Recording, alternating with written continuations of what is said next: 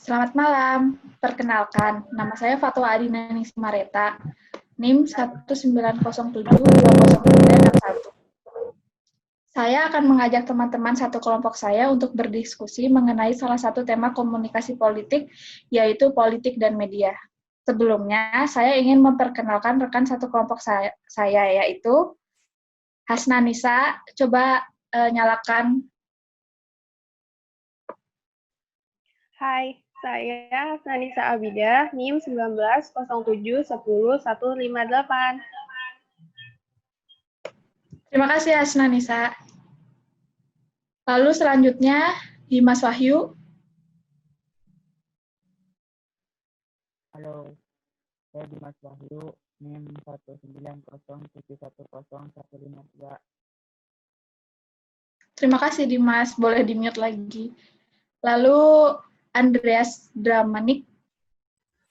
Halo, nama saya Andreas Dramanik, NIM saya 1907101182. Terima kasih.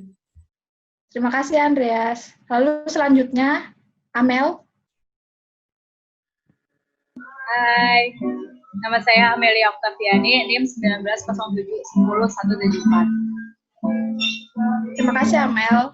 Boleh di-mute kembali. Lalu selanjutnya Anwar.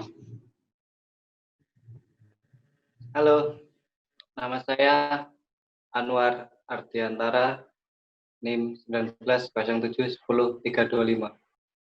Oke, terima kasih. Selanjutnya Afifah. Hai, nama saya Afifah Farhana, NIM-nya 18071145. Oke, terima kasih Mbak Afifah. Nah, dalam diskusi ini saya ingin menjelaskan beberapa rules yang harus teman-teman pahami, yaitu teman-teman bisa memberikan tanggapan dengan menghidupkan mikrofon terlebih dahulu. Sebelum saya persilahkan untuk menanggapi, teman-teman diharapkan untuk bersabar sampai saya memberi kesempatan untuk menanggapi. Jika dalam diskusi ini ada yang tidak menaati peraturan atau berbuat kegaduhan, maka saya sebagai moderator boleh mengeluarkan peserta diskusi. Baiklah, sebelum memulai diskusi, saya sebagai moderator ingin menyampaikan sedikit materi mengenai politik dan media.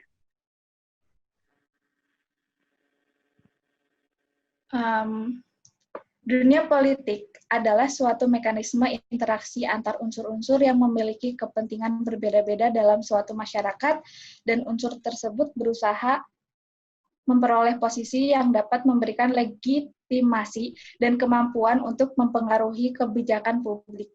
Ciri-ciri dalam dunia politik tersebut adalah adanya keterlibatan masyarakat langsung sebagai aktivis politik dan tidak langsung sebagai terdampak aktivitas politik. Terdapat institusi legal yang menyusun interaksi sosial di dalamnya. Kemudian, politik juga memiliki aturan main yang legal serta etika yang mengatur di dalamnya, dan yang dimaksud aturan dan etika tersebut adalah untuk menghindari konflik antar masyarakat. Pengertian tersebut saya ambil dari materi yang diberikan oleh Mas Nastain pada pertemuan ke-7. Sedangkan pengertian dari media massa sendiri adalah alat yang digunakan untuk menyampaikan pesan kita kepada halayak atau masyarakat. Lalu, segitu saja materinya. Apakah ada tanggapan? Mungkin bisa mengangkat tangan, jadi saya tahu siapa yang akan menanggapi terlebih dahulu.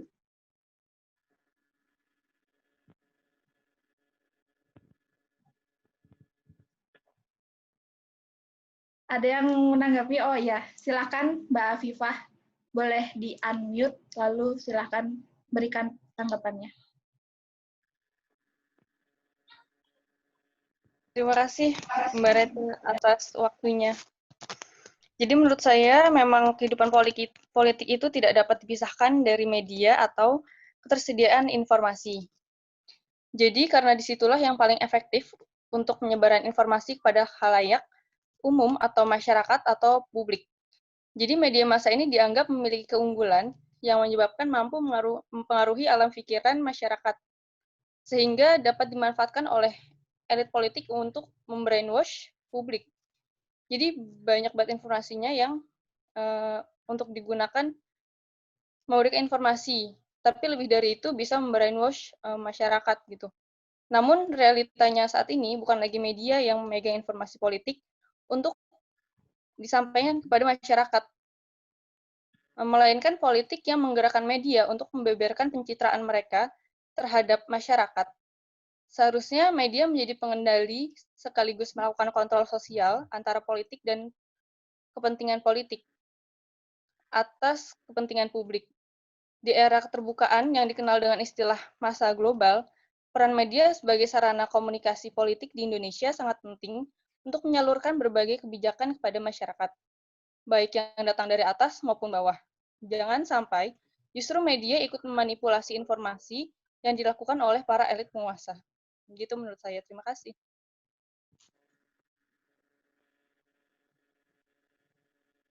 Terima kasih Mbak Afifah. Apakah ada sanggahan atau tanggapan? Oh, ada Mas Andreas atau Mbak Amel. Siapa dulu nih? Mas Andreas dulu.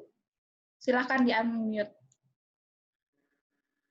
Baik, aku setuju sih yang kata Mbak Afifah tadi. Dia bilang kalau media sebagai ajang ini kan pencitraan para elit politik kan. Tapi Mbak Afifah tadi bilang kalau media dipakai buat para elit politik buat pencitraan. Nah, saya pengen Mbak Pipa berikan mungkin contohnya Mbak, kalau ada Mbak. Oke, jadi Mas Andreas minta contoh katanya dari Mbak Afifah. Apa ada Mbak Afifah? Silahkan. Red. Ya, jadi menanggapi Mas Andreas, kayak misalnya stasiun televisi misalnya ada salah satu televisi swasta yang dikendalikan sama entah ya dikendalikan atau gimana, tapi ada satu yang dikuasai sama salah satu partai, dan itu si partai itu memberikan citra yang gimana, yang menggembor-gemborkan partai politiknya sendiri gitu. Nah di situ kan jadi masyarakat taunya cuman oh ya udah partai politiknya bagi-bagi sembako atau gimana, dan itu dipublikasiin di stasiun televisi itu gitu. Jadi kan itu bisa jadi pencitraan aja. Kalau menurut saya sih kayak gitu. Ada tanggapan yang lain? Baik, terima kasih Mbak Afifah. Apa sudah cukup jelas Mas Andreas? Contoh dari Mbak Afifah. Sebenarnya cukup jelas sih. Cuman kan Oke. apa ya? Pernah kejadian nggak di Indonesia Mbak? Satu media yang cuman menggembor-gemborkan satu partai gitu. Mungkin ada dari yang lain mau menanggapi untuk membantu Mbak Afifah? Oke. Ya, silakan Mbak Amel. Saya membantu Mbak Afifah menjawab ya. Emang benar menurut saya banyak media massa atau media elektronik ya yang kita tahu sekarang itu banyak yang dimanipulasi oleh elit politik yang ada di Indonesia. Sebenarnya itu udah jelas banget contohnya. Kayak beberapa stasiun TV atau beberapa surat kabar bisa, atau beberapa platform berita yang ada di internet yang biasa kita buka gitu ya, itu emang kayak mendukung satu partai atau satu golongan orang dan menjatuhkan orang lain gitu loh. Jadi kayak ada isu kayak ada buzzer, ada apa gitu kan, itu sebenarnya kayak udah kelihatan banget di sini gitu loh. Dan menurut saya emang media massa ini tuh sensitif banget gitu loh, apalagi masalah politik. Media emang bisa membantu pemerintah untuk memberikan informasi kepada masyarakat tentang kebijakan-kebijakan pemerintah. Media juga bisa membantu masyarakat untuk mengapresiasi apa yang udah dikerjakan oleh pemerintah. Jadi semacam kayak media itu memberikan wadah gitu loh buat masyarakat. Nah, untuk itu kita emang nggak bisa nih buat ngerem apa yang disajikan oleh media, tapi kita bisa buat ngatur gitu loh. Kita tuh butuhnya apa, kita mau konsumsinya apa gitu loh. Menurut saya sih kayak gitu. Baik, Mbak Amel, terima kasih. Sudah cukup jelas belum, Mas Andreas? Saya Ya, cukup kira sih, Mbak. Cukup. ya, Saya saya juga, kira sudah cukup jelas ya. saya juga Kenapa melihat dari Mas Dimas mau menambahkan? Maaf ya, Mas Andreas. Tadi kan si Ande minta contoh. Volume suaranya bisa dibesarkan, Mas Dimas. Oh ya, tadi kan si Ande minta contoh pencitraan lah istilahnya gitu kan. Ya mungkin kalau di Indonesia sendiri sih udah ada contohnya ya gubernur Klaten yang masang fotonya di setiap bantuan di pandemi ini kayak hand sanitizer atau sabun atau sembako dan lain-lain. Itu sih yang mungkin akhir-akhir ini ada. Baik, terima kasih untuk tambahannya. Lalu ada yang ingin menambahkan materi atau tanggapan mengenai politik dan media?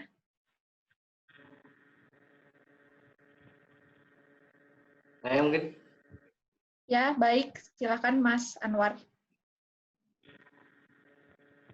menanggapi pencitraan atau kepentingan, menurut saya memang saat ini suatu kepentingan yang berkaitan dengan politik, kegiatan politik. Kalau dari saya disebarluaskanlah di masyarakat karena itu mempengaruhi perilaku politik di masyarakat agar terciptanya demokrasi dan terpeliharanya sebagai warga yang kondusif, warga negara yang kondusif. Mungkin dari saya cukup. Oh, baiklah. Terima kasih Mas Anwar. Mungkin dari Mbak Nisa ada tanggapan? Ya, kalau menurut aku sih, aku nambahin aja ya dari tanggapan semuanya itu, kalau menurut aku, peran politik di media massa itu nggak cuma, apa ya, kayak yang negatifnya gitu, tapi tetap ada kok positifnya. Kayak misalnya, peran politik di media massa ini sebenarnya cukup berkembang sih, hingga sekarang, karena pada masa demokrasi kapitalisme, politik itu digunakan sebagai media untuk mendapatkan kekuasaan politik aja. Tapi kalau di era sekarang itu, peran media juga bisa digunakan untuk menyampaikan aspirasi masyarakat melalui media massa itu tersebut. Kayak misalnya kita mau, bukan kita, maksudnya kayak politik itu dia mau menyampaikan visi misi dia. Misal dia mau nyalonin jadi gubernur atau DPR, itu kan peran media massa sangat dibutuhkan biar orang-orang yang nggak tahu dia tahu, jadi kayak tahu gitu kalau misalnya dia tuh bakal nyalonin jadi DPR. Kurang lebih sih kayak gitu. Jadi nggak cuma negatif aja yang ada, tapi ada sisi positifnya untuk peran politik dalam media massa tersebut. Kurang lebih gitu. Terima kasih Mbak Nisa. Sudah cukup dari Mbak Amel, contohnya. Mungkin ada yang mau menanggapi lagi? Ya, silakan Mas Andreas. Aku masih mau balik ke ini ya, ke media pencitraan tadi. Aku setuju sih sebenarnya kalau media dipakai buat para elit untuk kepentingan atau kekuasaan pemerintah. Cuma memberikan contoh, maksudnya ada kok media yang seperti TV One, boleh kan? Boleh nyebut judul kan ya? TV One dan Metro TV kan kita tahu waktu tahun 2014 itu saling berlawanan, di mana yang punya TV One itu kan dari partai elit Golkar, dan itu ya Metro TV-nya dari partai elitnya Nasdem. Jadi kita tahu juga kalau partai politik mereka berdua itu saling mendukung calonnya masing-masing. Misalkan seperti Golkar kemarin itu mendukungnya cuma Prabowo, dan Nasdem mendukungnya Jokowi. Jadi media juga dipakai ini sih, kalau pemiliknya terlibat dalam politik, ya, itu aja sih. Aku setuju dengan kata Mbak Afifah. Udah, kasih. Oke. Yep. Oke, terima kasih Mas Andreas. Mungkin sudah tidak ada tanggapan lagi. Baik. Untuk kesimpulan, saya serahkan kepada Mbak Nisa. Silahkan. Udah ya. Jadi kesimpulan dari diskusi kita kali ini, peran politik dalam media massa bisa terjadi untuk dua faktor. Faktor pertama yaitu faktor positif, dan yang kedua itu faktor negatif. Faktor positifnya sendiri, peran politik dalam media massa dapat digunakan sebagai sarana untuk mempromosikan dari partai politik itu sendiri atau kepentingan politik sendiri itu untuk diketahui oleh masyarakat luas, untuk diketahui oleh masyarakat yang belum mengenal partai itu sendiri atau politik itu sendiri. Sedangkan faktor negatif yang didapatkan dari peran politik di media massa yaitu terkadang politik itu bisa memanipulasi media massa itu sendiri yang membuat terjadinya kecurangan atau tidak realnya berita yang disampaikan dari politik itu sendiri. Kurang lebih seperti itu. Terima kasih dari saya. Wassalamualaikum. Waalaikumsalam. Terima kasih Mbak Nisa. Jadi, segitu saja diskusi malam ini. Terima kasih semuanya telah hadir. Saya Fatwa Adina Ningsih Mareta menutup diskusi ini. Wassalam.